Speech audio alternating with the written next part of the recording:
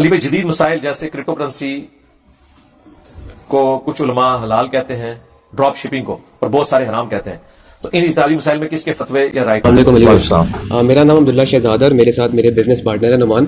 تو ہمارا سوال یہ تھا کہ ہم بیسیکلی جو کام کرتے ہیں ابھی کافی چھوٹی سی ایج میں ہم پروفیشنل ٹریڈنگ اور ٹریڈنگ سے ریلیٹڈ جو سروسز ہوتی ہیں وہ پرووائڈ کرتے ہیں گلوبل لیول پہ. تو اللہ کا شکر ہم اس میں کافی زیادہ سکسیزفل رہے ہیں پچھلے 2 سال سے. لیکن ابھی آگے نا ہمیں ایک تھوڑا سا ڈاؤٹ ہونا شروع ہو گیا، جیسے آپ کا ضمیر آپ کو خود ہی سے وہ کرتا ہے. تو ہمارے بزنس کا جو ایک پورشن ہے وہ سروسز سے ریلیٹڈ ہے، جس میں ہمیں کوئی شک نہیں ہے الحمدللہ. لیکن ایک پورشن ہے جس میں لیوریج ٹریڈنگ کا کانسیپٹ آتا ہے، فیوچرز ٹریڈنگ کا کرپٹو کرنسی کے حوالے سے. تو ہم نے اس کے اوپر جو ریسرچ کی تھی اور آپ کی ویڈیوز بھی دیکھی ہم نے ساری، تو جو ہم جن ڈاکٹرائنس پہ ہم پہنچ سکے تھے نا کہ جو لون کا کانسیپٹ ہوتا ہے، یعنی کہ جو انڈیٹڈنس کا سود کا جو کانسیپٹ ہوتا ہے، تو اس میں ہمارے اکارڈنگ وہ نہیں وہ فٹ ہو رہا تھا. مطلب کہ وہ ٹھیک تھا اس کے لحاظ سے دیکھا جائے کہ اس میں سود نہیں تھا. پھر ہم نے اس کے اوپر جو ڈاکٹرائنس ایک اور سرچ کی تھی، سوری مجھے اگر آپ ٹائم دیں جی، اس میں ہمارے پاس کنٹرول ہوتا ہے، ٹھیک ہے، وہ نالج کے تھرو اور وہ سارا، کیونکہ ہم پروفیشنل لیول پہ الحمدللہ کرتے ہیں، ہمارے پاس ٹولز وغیرہ اچھے ہوتے ہیں. تو ان ساری چیزوں سے وہ جو انسرٹینٹی کا بھی ایلیمنٹ ہے، جو گیمبلنگ کا اسلام نے منع کیا ہوا ہے، وہ ساری چیزیں کنٹرول ہو جاتی ہیں. لیکن جو آخری جس پہ ہم ابھی بھی ڈاؤٹ فل ہے نا فیوچر ٹریڈنگ کے حوالے سے، وہ جو آپ نے کسی ویڈیو میں یہ بھی بتایا ہوا تھا کہ جو ٹریڈنگ ہوتی ہے وہ کسی ایسٹ کے اوپر ہوتی ہے جا رہا ہے. اس کے علاوہ کیا ٹریڈنگ ہے؟ اسے ٹریڈنگ کیسے کہیں گے؟ بالکل. تو جو فیوچرز ہوتا ہے نا وہ کانٹریکٹ ہوتا ہے ایسٹ کا، کسی ایسٹ کا کانٹریکٹ ہوتا ہے، اس کے اوپر لیوریج کانٹریکٹ ہوتا ہے. تو کیا یہ ٹریڈنگ چیز ایگزسٹ بھی کرتی ہے کہ نہیں، یا فیوچر میں ایگزسٹ کرے گی بھی کہ نہیں؟ نہیں. اور اس طرح تو پھر درست نہیں ہے. اچھا، یہ تو بات غلط ہے. ہاں ظاہر ہے اس کے ایسٹ کے کانٹریکٹ کے اوپر، کیونکہ اس میں میں نے بہت ریسرچ کیا، میں اس میں فیوچر ٹریڈنگ پہ کبھی کوئی ڈیفینیٹ نہیں. ظاہر کیسے ملے گی میرے بھائی؟ اس قابل نہیں کہ اس کے اوپر بات کی جائے. دیکھیں، میں نے جو 4 اصول بتائے تھے حلال کاروبار کے، جی جی، اس میں صرف ایک سود کا معاملہ نہیں تھا. اس میں نے کہا تھا وہ پروڈکٹ ایگزسٹ کرنی چاہیے، وہ کاروبار ایگزسٹ کرنا چاہیے. کسی چیز کے اگینسٹ کاروبار ہوتا ہے نا، تھیوریٹیکل تو نہیں کاروبار ہوتا ہوا کے اندر، اور غرر بھی نہیں ہونا چاہیے، دھوکہ بھی نہیں اس کے اندر ہونا چاہیے. یہ جو آپ بات کر رہے ہیں نا، مجھے تو آپ کی باتوں سے یہی لگا ہے. باقی میں نے تو آپ کو صرف بنیادی اصول بتانے تھے، وہ تو آپ اپنے کاروبار کو خود فٹ ان کر کے دیکھیں گے. تو مجھے لگا کہ یہ والا ایشو اس کے اندر ہے کہ پروڈکٹ ایگزسٹ نہیں کرتی. پروڈکٹ ایگزسٹ کرتا ہے اس فارم میں کہ اس پروڈکٹ کے اوپر ٹریڈنگ ہو رہی ہے، یعنی کہ جیسے بٹ کوائن کا آپ ایگزامپل لے رہے ہیں، تو بٹ کوائن کو پروڈکٹ تو نہیں ہے، بٹ کوائن تو کرنسی ہے. پروڈکٹ اس طرح نہیں ہے. آپ عام فہم بات کریں کہ مثلا آپ نے کیا فیوچر ٹریڈنگ کی ہے.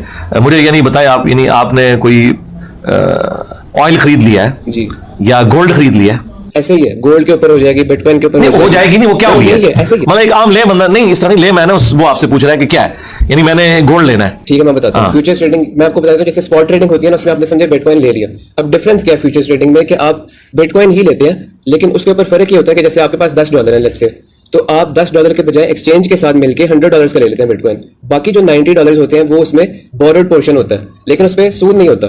وہ آپ کا جو پروفٹ ہوگا وہ بھی آپ کا، لاس بھی آپ کا ہوتا ہے. ان کو کیا انسینٹیو مل رہا ہے؟ وہ فیس چارج کرتے ہیں آپ کو ہر ویک، جتنی دیر کے لیے آپ کی پوزیشن اوپن رہتی ہے کہ پرائس اوپر جائے یا نیچے جائے. تو پیسے کا کرایہ لے رہے ہیں نا، وہ سود کھا رہے ہیں. اچھا، اس میں آپ سود ان کو کھلا رہے ہیں، مسئلہ حل ہو گیا. 0 سے ملٹیپلائی حرام، 100% حرام. ٹھیک ہے، کیونکہ آپ نے سود لے کے ان سے ادھار لے کے ان کو سود کھلا رہے ہیں. آپ تو بڑے اینڈ پہ کھڑے ہوئے ہیں، سود کھلا رہے ہیں آپ ان کو. یعنی آپ وہ کام کر رہے ہیں جو بینک کر رہا ہے کہ آپ کو قرضہ دیتا ہے اور پھر آپ سے سود کھاتا ہے. وہ آپ کو قرضہ دے رہے ہیں اور اس سے وہ کرایہ پروڈکٹ کا ہوتا ہے، پیسے کا کرایہ نہیں ہوتا. ختم ہو گیا. علی بھائی، جدید مسائل جیسے کرپٹو کرنسی کو کچھ علماء حلال کہتے ہیں، ڈراپ شپنگ کو، اور بہت سارے حرام کہتے ہیں. تو ان اجتہادی مسائل میں کس کے فتوے یا رائے؟ فتوے اور رائے کا مسئلہ ہی نہیں میرے بھائی، بالکل واضح چیز ہے. دیکھیں، فتوے تو لوگ یہ بھی دے رہے ہیں، سب میرے نبی کے طریقے ہیں. جب کوئی رفع دین شروع کرتا ہے، وہی تبلیغی جماعت اس کی دشمن بن جاتی ہے.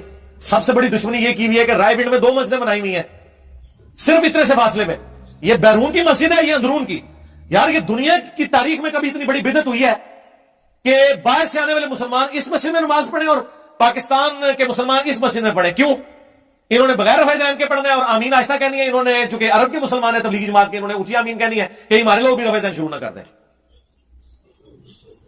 یہ حرکت کبھی سعودیہ والوں نے کی ہے کہ انفی جو ہے الگ نماز پڑھیں کہ ہمارے لوگ رفع دین چھوڑ ہی نہ دیں؟ سارے اکٹھے پڑھتے ہیں نا. یہ کیوں بدعت کی ہوئی ہے رائے بنڈ کے اندر؟ بدعت کبریٰ ہے، یہ امت کی جمعیت کو توڑنے والی چیز ہے. تو یہ اس طرح کے اجتہاد کون سے اجتہاد ہے؟ اب رہ گیا یہ مسئلہ، میں نے پہلے بھی بتایا کہ آپ کو بھی اللہ نے عقل دی ہے نا. ایک بندہ کوئی بات بیان کرتا ہے، آپ اس کے دلائل دیکھیں، اس کو کاؤنٹر ویریفائی کریں.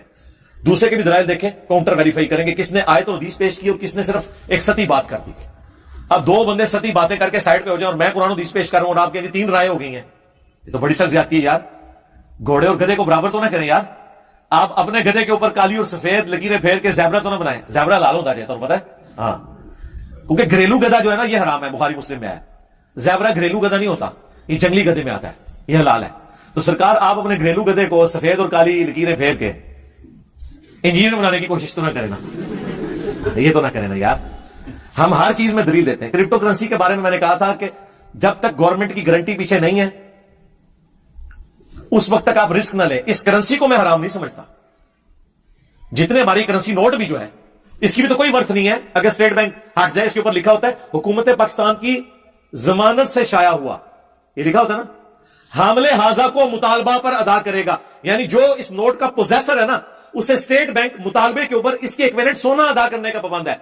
वरना तो ये कागज का एक टुकड़ा है ना, डॉलर और पाकिस्तान का जो 1000 का नोट है या 5000 का नोट डॉलर साइज में उससे छोटा है, लेकिन उसकी वर्थ ज्यादा है। क्यों? उसके पीछे यूएसए की गवर्नमेंट की गारंटी है, और वो भी गारंटी पीछे से हट जाए तो क्या। तो ये कागज का नोट असल वर्थ इसकी वो गारंटी होती है जो स्टेट बैंक देता है उस मुल्क का। तो क्रिप्टो करेंसी के पीछे भी अगर कोई, जिस तरह बाहर के मुल्कों में अब इसको ऑफिशियल यूज कर रहे हैं, तो कोई मसला नहीं उसके अंदर। मसला हमारे मुल्क के अंदर बना हुआ है जिसके अंदर फिर इश्यूज खड़े हो जाते हैं। फी नफ्सी इसके साथ कोई मसला नहीं है। जिस तरह कागज के नोट की करेंसी आप यूज कर सकते हैं, इसको भी कर सकते हैं। लेकिन वो दूसरा इन्होंने कहा ड्रॉप शिपिंग वाला। देखिए ड्रॉप शिपिंग के बारे में भी मैंने आपको बताया, मेरी एक वीडियो है हलाल कारोबार के 4 उसूल, फॉरेक्स ट्रेडिंग भी लिखे तो वो वीडियो खुल जाएगी, लाखों लोगों ने देखी है वो वीडियो। उसमें एक एक चीज मैंने बयान की है कि हलाल कारोबार के लिए बड़ी बड़ी जो 4 शराइत है वो ये है कि नंबर 1 वो प्रोडक्ट हलाल होनी चाहिए जिसका आप कारोबार कर रहे हैं, हराम चीज का आप कारोबार नहीं करेंगे। नंबर 2 उसके अंदर सूद इन्वॉल्व नहीं होना चाहिए, हाँ, सूदी काम नहीं होना चाहिए। नंबर 3 उसके अंदर गरर और धोखे वाला मामला नहीं होना चाहिए, यानी चीज एग्जिस्ट ही नहीं करती है, फर्जी कंपनी बनी हुई है और आप अपने कारोबार को उस एतबार से लेके चल रहे हैं, ऐसा काम नहीं होना चाहिए। नंबर 4 जुए वाला मामला नहीं उसके अंदर होना चाहिए। ये 4 बड़ी बड़ी शराइत है, बाकी सारी इसी की करोलरीज है। अब 1 करोड़ कारोबार भी आप लें मुख्तलिफ किस्म के या फिट करें, आपको रिजल्ट मिल जाएगा। हमसे ना पूछा करें कि ये है या नहीं है। हमने आपको अच्छे लड़के और लड़की की खूबियां बतानी है, रिश्ता हमने नहीं ढूंढ के देना आपको। हाँ, हमने आपको हलाल या हराम कारोबार में फर्क बताना है। कारोबार तो दुनिया में लाखों है, तो मैं तो उम्र नूह मिल जाए तो मैं क्लिप ही रिकॉर्ड कराता रहूंगा उसके ऊपर। इसीलिए कुरान और सुन्नत में जनरल रूल्स बताए जाते हैं, उसके मुताबिक आप लेके चलें। ये ड्रॉप शिपिंग वाले मसले में जो उलमा की रिजर्वेशन थी वो बुखारी मुस्लिम की वो हदीस कि जब तक माल पे कब्जा ना कर लो उसको आगे ना फरोख्त करो, इसकी बुनियाद पे वो कहते थे कि आप इस तरह ना करें, आप पहले कब्जा करें। तो मैंने कहा था कि यह हदीस उस सूरत में है जब धोखे का अंदेशा हो। जब धोखे का अंदेशा ना हो तो यह हदीस अप्लाई नहीं होती, क्योंकि सही मुस्लिम में अब्दुल्ला इब्न अब्बास का कौल है कि नबी इस्लाम ने यह इसलिए फरमाया था ताकि धोखा ना हो। मसलन 2 ट्रक आए हैं खजूर के, आपने उनको खोल के देखा ही नहीं है और आगे बेच दिया कि इसके अंदर इस क्वालिटी की खजूर है और वो उस क्वालिटी की नहीं थी, तो अगले बंदे के साथ तो धोखा हो गया ना। इसलिए कहा गया कब्जा करो फिर आगे करो। लेकिन हमारा जो आजकल के दौर में कंपनी इस मामला को लेकर चल रही है उसमें धोखा नहीं होता। डालडा ऑयल का डब्बा आप कराची से लें, पेशावर से लें, जेलम से लें, एक ही होगा, कंपनी का फर्क नहीं होता। और सपोज अगर कोई कहता है जी मैंने कराची से माल बुक कराया, मैं पहले जेलम उतारूंगा फिर पेशावर भेजूंगा, चलो जी उतार लिया तुमने, कब्जा कर लिया, कब्जा करके निकाला तो कुछ नहीं, क्योंकि तुमने एक एक डब्बे को खोल के चेक तो नहीं अंदर से करना, तो एंड रिजल्ट तो कोई ना हुआ। तो इसकी बजाय एक जेलम का ताजर डायरेक्ट बुकिंग कराए कि पेशावर तक कराची से पहुंच जाए ताकि उसका अपना किराया डबल बच जाए, तो उसका राइट है। बाहर से आप आईफोन या सैमसंग के फोन मंगवाते हैं तो वो पिन पैक होते हैं, उनकी गारंटी होती है। ये तो नहीं कि पहले कब्जा करना, अच्छा कब्जा करके आप खोल तो फिर भी नहीं सकते, वरना तो उस दाम बिकेगा नहीं। तो कब्जा करके करना क्या है उसमें से? ये कब्जा उन चीजों पे किया जाता है जो ओपन चीजें हैं, खुली हुई चीजें हैं, जिनमें गरर का धोखे का अंदेशा है। इस तरीके से 10 ब 10 कारोबार का सोने का नबी इस्लाम फरमाया, सही मुस्लिम में हदीस है। एक साहबी ने एक हार खरीदा जिसमें मोती भी लगे हुए थे, सोना भी, गालबन वो 12 तोले का था, लेकिन सोना उसमें ज्यादा निकल आया। उतना सोना उस कम सोने पे उन्होंने खरीदा था। तो फिर नबी इस्लाम फरमाया कि जो ये सोना है, चांदी है, गंदुम है, किशमिश है, अनाज है, इसका कारोबार 10 ब 10 करना है, अदरवाइज इसमें सूदी इन्वॉल्वमेंट हो जाएगी। ये रीजन थी, तो वो लॉजिक्स होती है उसके पीछे।